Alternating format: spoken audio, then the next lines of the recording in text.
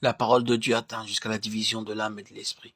Il s'agit de la séparation de la vie animale, le domaine inférieur de la nature immatérielle, le siège des désirs inférieurs que l'homme a en commun avec la bête. Le même mot grec est employé dans 1 Corinthiens 2,14 et Jude 19 où il est traduit par animal et sensuel. Séparation d'avec l'esprit, la partie la plus élevée de l'homme, celle que reçoit le Saint-Esprit, ce qui apparente l'homme aux êtres célestes. Elle partage les jointures et les moelles, ou plutôt elle atteint jusqu'aux jointures et aux moelles, de sorte qu'elles sont divisées. Jésus sait ce qui se trouve en l'homme. Jean 2, 25. Aussi, sa parole peut atteindre ce qu'il y a de plus intime, de plus caché dans le cœur ou l'intelligence.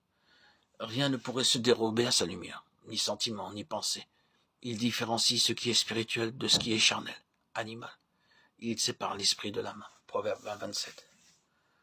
Comme le couteau du sacrificateur sépare les jointures, ce qui est intimement uni et pénétré, ce qui est intérieur jusqu'au moelle. Le mot grec est au pluriel.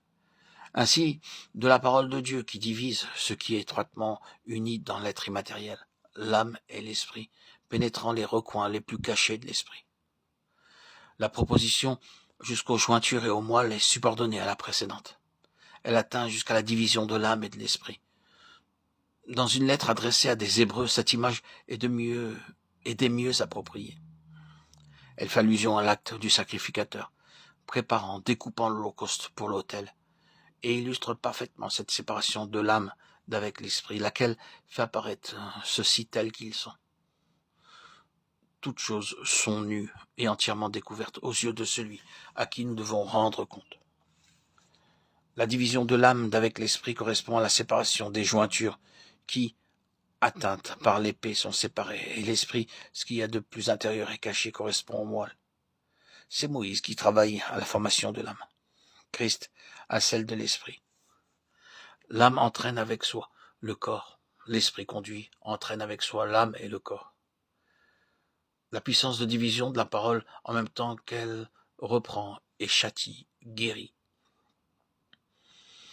Elle discerne les pensées. Elle est capable de juger des projets, intentions plutôt conception. Le mot grec pour projet se rapportant à l'entendement et au sentiment. Le mot intention, ou plutôt conception mentale, se rapporte à l'intelligence.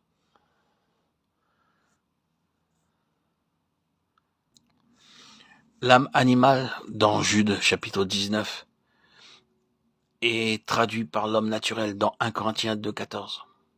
Dans les desseins de Dieu, des trois parties constituant l'homme, le corps, l'âme et l'esprit, c'est l'esprit habitacle du Saint-Esprit, unissant l'homme à Dieu qui doit dominer et régner sur l'âme, intermédiaire entre le corps et lui. Mais chez l'homme naturel, l'esprit est tombé dans l'esclavage de l'âme animale, dont les mobiles et les buts sont terrestres.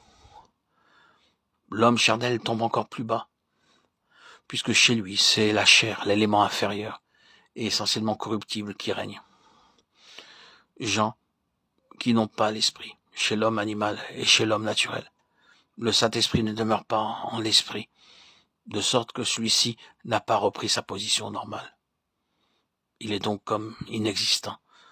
Jean 3, 5, 6.